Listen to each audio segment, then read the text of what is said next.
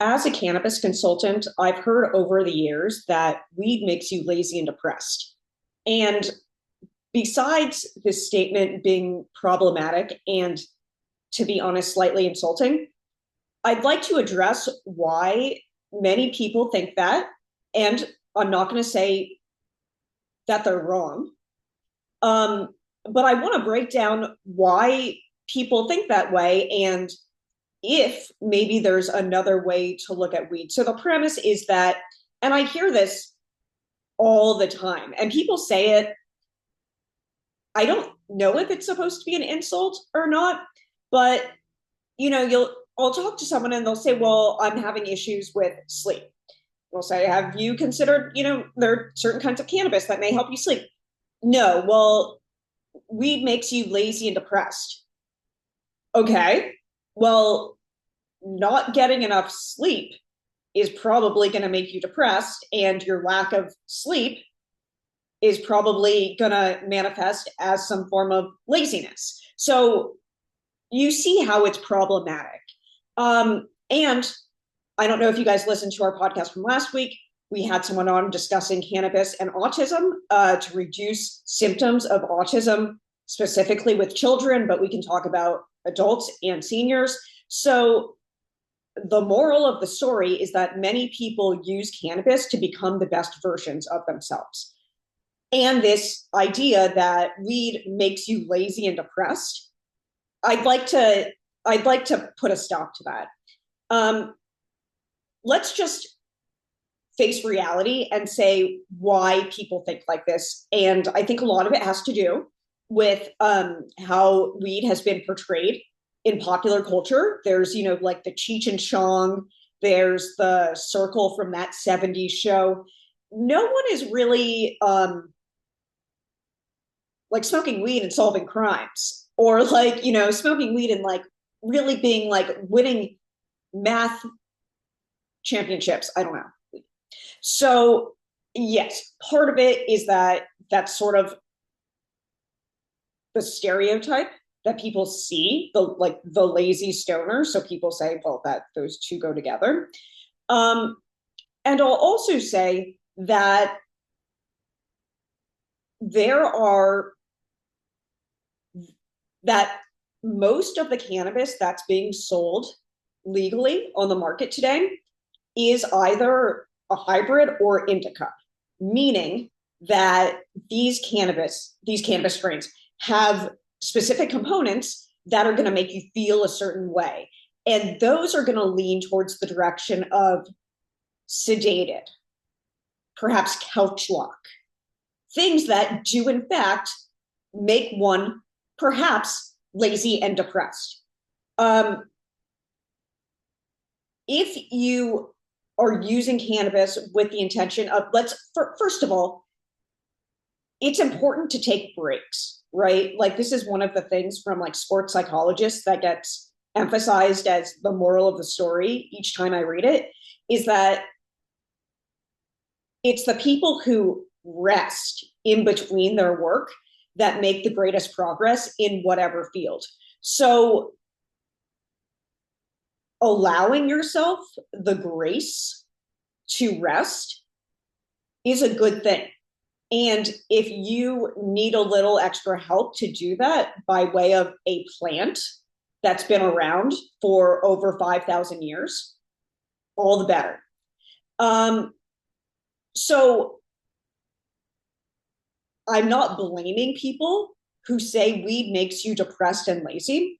I'm just going to say that I think that explanation is incomplete. And to take this a little bit further, for example, I am very sensitive to those hybrids and indica strains that most people use that also make up like 90% of the cannabis on the market, because most people want to relax when they use cannabis. I'm in kind of maybe a smaller minority of people who want to use it to focus, to move easily, to keep my momentum going.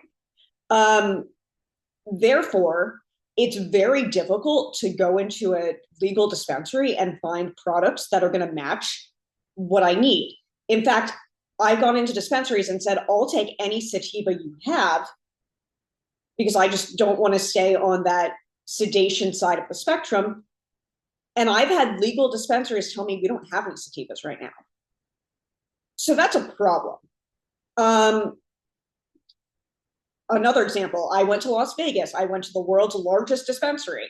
I said, I'm looking for a strain that has the terpene humulene because it like reduces appetite. It doesn't give you the munchies. So I was curious about that. So she looks at the entire database of strains they have in this warehouse of weed, and there's not a single one with humulene. So I'm not blaming people that become lazy and depressed when they use cannabis, because perhaps they don't know that they can customize their effect. And even if they do know, maybe the dispensaries in driving or walking distance just don't carry those products, which is really frustrating. Um, However, there's a solution. Um, and one other thing about the perhaps why some weed is making people depressed and lazy, you don't need that much THC to get the effect. However, because of how marketing and consumer psychology and all of that stuff works, if you go into a dispensary, like all the labels are saying that their weed has 27% THC, 35% THC. This is not good. This is super potent cannabis in a way that our bodies have not been built to deal with that amount, which is why we are seeing more of, unfortunately, in some very rare cases, cannabis-induced psychosis for people who have a family history of that kind of mental illness.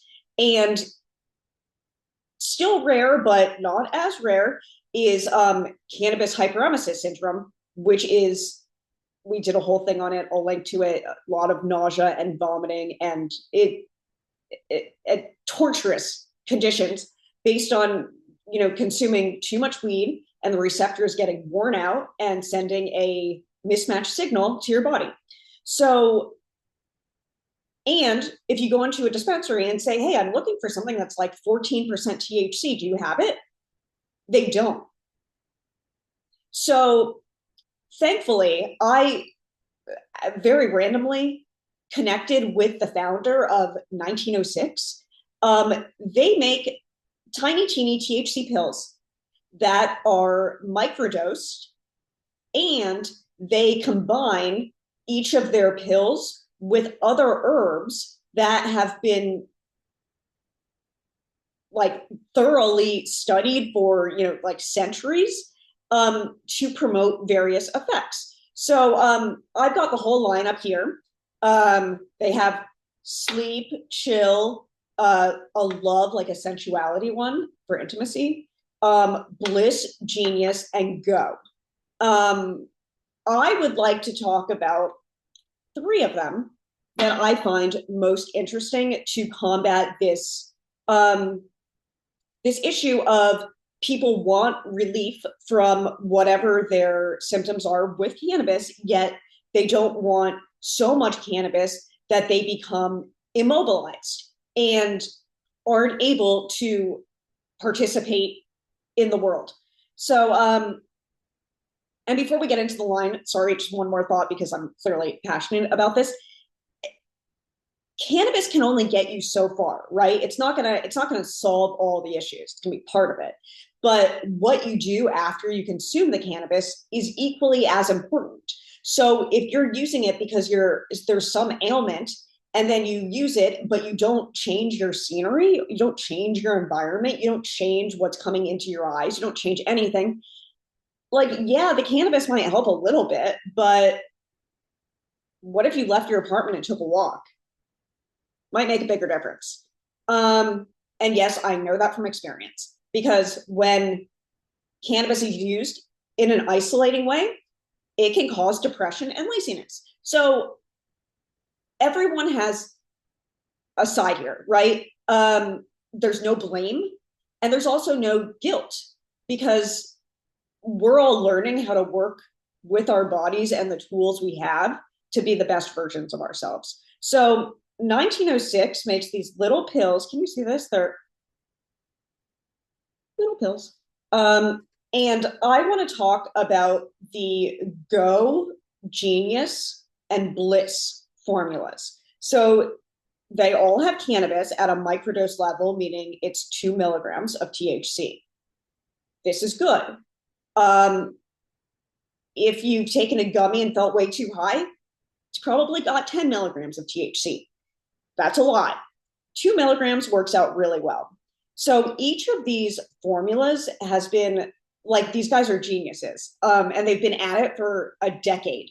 Basically, you know, when you have chocolate and it's good, and you have peanut butter and you're like, oh, that's good too, but you combine it and then there's like the magic happens.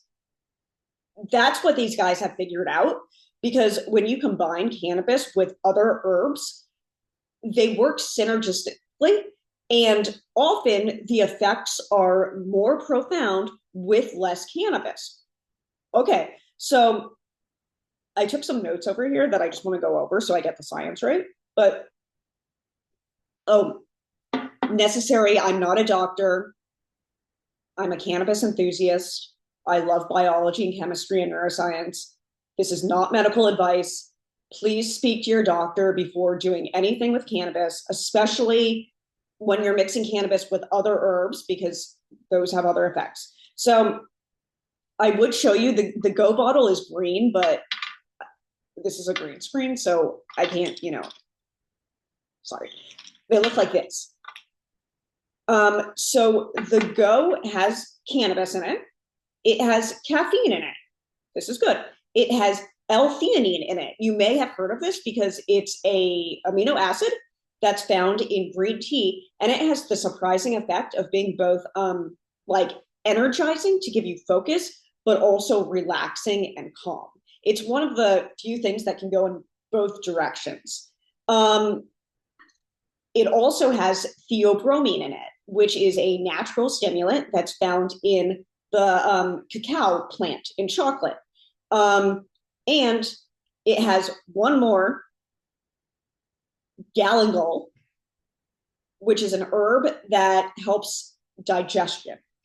So if you look at this whole picture, right, you have a little bit of cannabis, you have a little bit of caffeine, you have some natural stimulants, you have some natural herbs that help the body regulate itself. And the effect is fabulous. I take the Go formula every morning before I exercise. I love it. Pretty cool. I'll talk about Genius. So I don't know if people are still talking about nootropics. Nootropics are like herbs and natural things you can take that are supposed to make you smarter. It was very trendy when I was living in San Francisco a decade ago. I'm not sure if people are still talking about it in that way, but this formula basically uses cannabis and other herbs and stimulants to create a formula that allows you to focus, to feel calm. There's something called bacopa. Is that right? And this was, it's like used for Russian chess players to get them to focus. And yeah, so each of the formulas have different herbs combined with small amounts of cannabis that give it its various effects. So there's the Genius one, which I would say kind of is in that nootropic category. And then there's Bliss. And Bliss, the main ingredient besides cannabis and Bliss is called silicium. And that is a mood booster that works on the serotonin system. So you can imagine that these plants and herbs have a well-documented medical history. And I should also say that these products obviously are not FDA approved, but they are made with safety and diligence in mind. I'll link to the test results so you can see the testing for them because that's really important to verify for yourself. But I just love that in a world where the choice of cannabis is somewhat limited when you go into a legal dispensary, there's a company, 1906, that makes effects-based cannabis that comes in a pill form, so you don't have to worry about the dangers of smoking. Not everyone is okay with smoking. And it doesn't get you impaired. And I'll just save the best for last.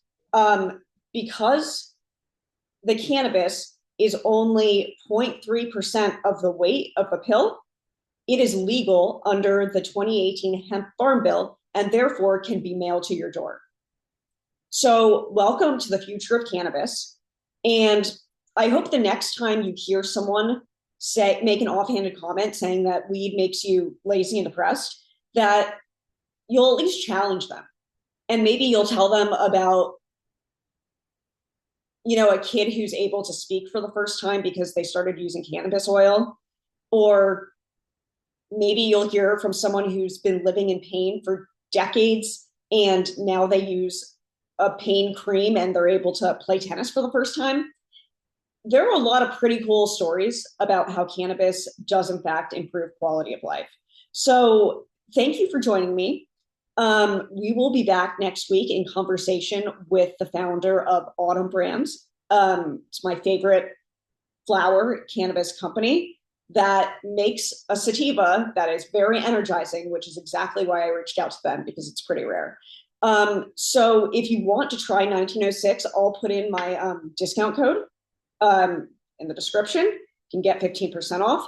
And if you want to hear about the other formulas, the love, chill, and sleep, let me know and I'm happy to talk about those. Those are kind of on the more sedating side of things. So for the purpose of this video, I wanted to talk about the energizing side of things. So thank you for your attention and hopefully your love of cannabis and this plant. And thank you for joining us. Bye.